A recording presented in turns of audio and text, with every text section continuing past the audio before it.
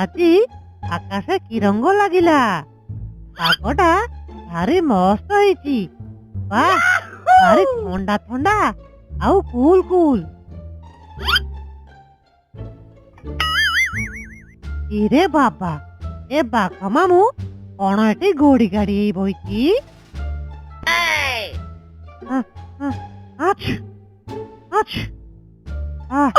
কি ঠান্ডা লো মা লাগুଛି ନାକଟା ଛିଡିଯିବ ଇରେ ବାବା ବାଘ ମାମୁ କଣ କାଲି ଛିକୁଛି ଆରେ ବିଲୁ ମତେ ଭାରି ଥଣ୍ଡା ହେଇଛି ଆଛୁ ଆଛୁ ଆରେ ବିଲୁ ମୁଁ କଣ କରିବି କହିଲୁ ଆଇଡିଆ ବାଘ ମାମୁ ମୁଁ ଗୋଟେ ଟ୍ରିକ୍ ଜାଣିଛି ଜାଣିଛ ମୋ ପାଖରେ ଗୋଟେ ଜଡିବୁଟି ଅଛି ତାକୁ ଯଦି ତମେ ମହୁ ସହ ମିଶେଇ ଖାଇବ ତୁମର ଥଣ୍ଡା ଭଲ ହେଇଯିବ ଜଡିବୁଟି ଆମ ଜଙ୍ଗଲରେ ଇଏ ଜଡିବୁଟି ଦଉଛି ବା ଇରେ ବାବା ମୁଁ ବା କଟକ ବଡ ମେଡିକାଲର ବଡ ଡାକ୍ତର ଥିଲି ତମେ ଜାଣିନ କି ଆରେ ଆରେ ଶଳା ବିଲୁ तू बा कंपाउंडर थिलु पुणी माड़ खाई आसीचु एते तोर भारी फुटाणी नाई रे ओहो हौ डाक्टर किए और कंपाउंडर किए मु केड़े केड़े लोकन को मारी देइची कोन तू मारी देइचु ओ नो आ माने ठंडा मारी देइची बा तमे बुझिबो ना ओ हौ ताहले चलो आमे महू खोजिबा हाँ माड़ी चलो चलो इरे बाबा देखो रे से गछे गोटे महू फेणा ହେଇଛି इरे बाबा रे देखिलु ସେଥିରେ କେତେ ମହୁମାଛି ଅଛନ୍ତି ମହୁମାଛି କାମୁଡ଼ିଲେ ବାପା ବାହାଘର ମନେ ପକେଇଦେବେ ନା ନା ମୁଁ ଯିବିନି अरे तमे कहीं टेंशन नौच कहल लंका धुआ बा अच्छी माने धुआ देलेनी जीवन बंचीबार अच्छी चलो पलिया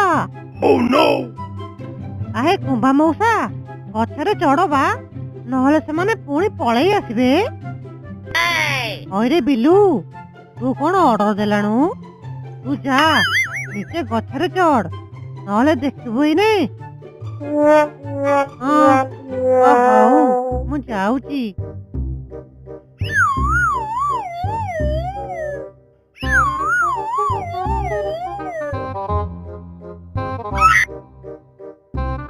ଆରେ ବା ଭାରି ମିଠା ଲାଗୁଛି ତ ମହୁ ଦେଲୁ ଦେଲୁ ମତେ ଆଉ ଟିକେ ଦେଲୁ ଇରେ ବାବା ମାମୁ ତମେ ଖାଲି ଦେଖିବ ତମର ସବୁ ଥଣ୍ଡା କୁଆଡେ ଭଲ ହୋଇଯାଇଥିବ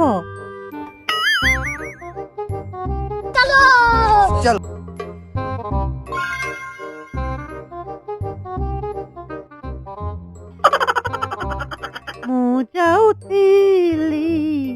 ମୋ ବାଟରେ ବାଘ ଜଗିଥିଲା ମୂଳରେ ଇରେ ବାବା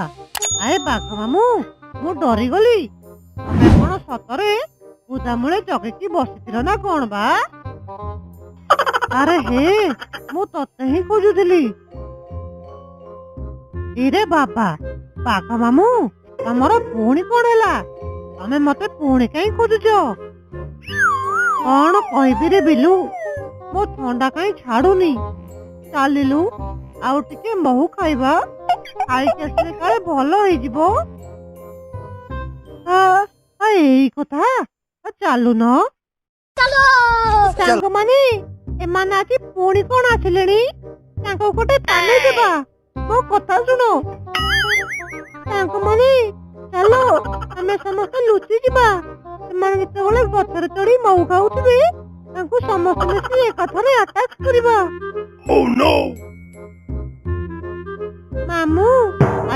ଗଛରେ ଚଢିବ, ମୁଁ ଗଛରେ ଚଢିବିନି। ଇରେ ବାବା, ଆଜି କଣ ମହୁମାଛି ନାହାନ୍ତି? କୁଆଡେ ଯାଇଛନ୍ତି ନା କଣ ବା? ଆରେ ହଁ ତ, ଯାହା ହଉ ଭଲ ହେଲା, ମୁଁ ଯାଉଛି ଗଛରେ ଚଢିବି। ଆରେ ଏମାନେ ହଠାତ୍ କୁଆଡୁ ଆସିଲେ? ମୁଁ ଏବେ କଣ କରିବି? ଚାଲ ବୁଲୁ, ମରିଗଲି ମରିଗଲି ମୁଁ। ଇରେ ବାବା, ବାଘ ମାମୁଁକୁ ଥଣ୍ଡା ହେଇଥିଲା, ଏବେ ମତେ ଲାଗୁଛି ବାଘ ମାମୁଁକୁ ଜ୍ୱର ହେଇଯିବ। ମୁଁ ଯାଉଛି, ଏଠୁ ପଳେଇବି, ନହେଲେ ସେମାନେ ମତେ ବି ଛାଡିବେନି।